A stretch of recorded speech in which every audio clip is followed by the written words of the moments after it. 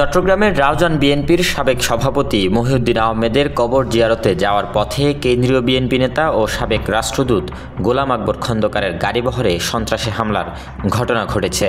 এ সময় তার ব্যবহৃত গাড়িটি ভাঙচুরের পাশাপাশি বেশ কয়েকটি মোটরসাইকেলে আগুন লাগিয়ে দেয় দুর্বৃত্তরা। মঙ্গলবার বিকেল 4টার দিকে কবর জিয়ারত কর্মসূচিতে যাওয়ার পথে রাউজানের সাত্তার ঘাটের হালদা সেতু এলাকায় এই হামলার ঘটনা ঘটে। অভিযোগের তীর বিএনপির ভাইস চেয়ারম্যান গিয়াসউদ্দিন কাদের চৌধুরীর অনুসারীদের দিকে। গিয়াসউদ্দিনের নির্দেশে তারা আজকে সারাদিন সত্তরঘাট থেকে মুন্সিঘাটা পর্যন্ত মিছিল করে তারা প্রায় 50-60 জন লোক পাটকে নিক্ষেপ করতেছে, লাঠি সোটা নিয়ে এগিয়ে আসছে। যখন আমার গাড়ির মধ্যে যখন পাথর মারলো, গাড়ির গ্লাস ভেঙে দেন আমি গাড়ি থেকে নামলাম।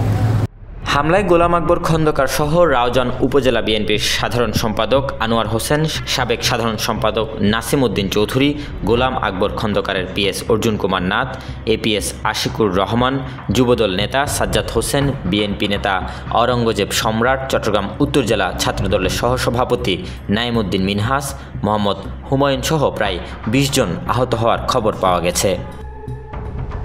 হামলার সত্যতা নিশ্চিত করে পরিস্থিতি নিয়ন্ত্রণে আনার কথা জানিয়েছেন রাউজান থানার ভারপ্রাপ্ত কর্মকর্তা মনিরুল ইসলাম ভূঁইয়া।